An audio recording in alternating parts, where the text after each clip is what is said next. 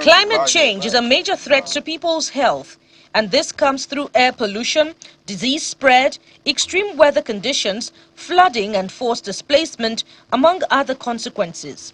The impact of climate change is no longer a distant threat across the Gulf of Guinea.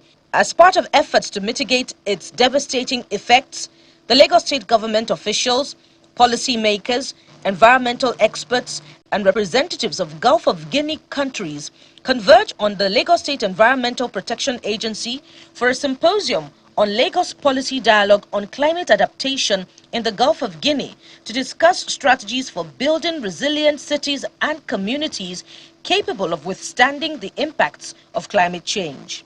People are pushing back in the name of urbanization.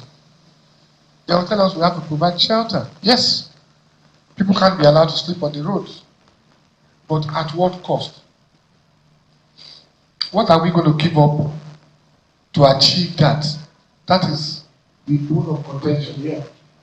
They attack some of us because we seek to tread a path very few are ready to tread. And that's a part of the environment. At least I have not met a single person in the Gulf of Guinea who denies climate change is happening. We see that in other parts of the world. We've done projects even in the United States, in Massachusetts, where people deny that there's climate change. We must find a way of restoring back our mangrove system. This mangrove system serves as retention hall or detention pond for our coastal lands. And the moment we degrade them, we turn them to estate, the reality is not powerful.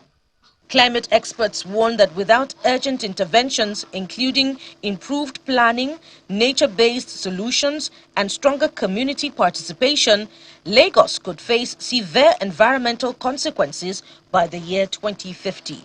Temperature, and this is going to continue increasing because the atmosphere is still warming, because greenhouse gas concentrations in the atmosphere are still going up. Planning, housing, hybrid adaptation, soft measures, nature.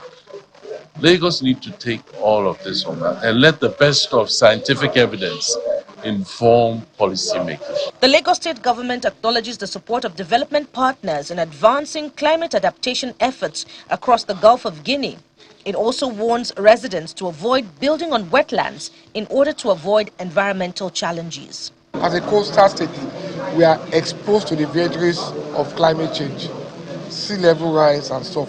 But we should not exasperate it by making it worse for our citizens. So we should not drive urbanization at the expense of the environment. Let us try to conserve the mangroves, the wetland, and see how we can walk around them. You cannot do any development in Lagos without approval.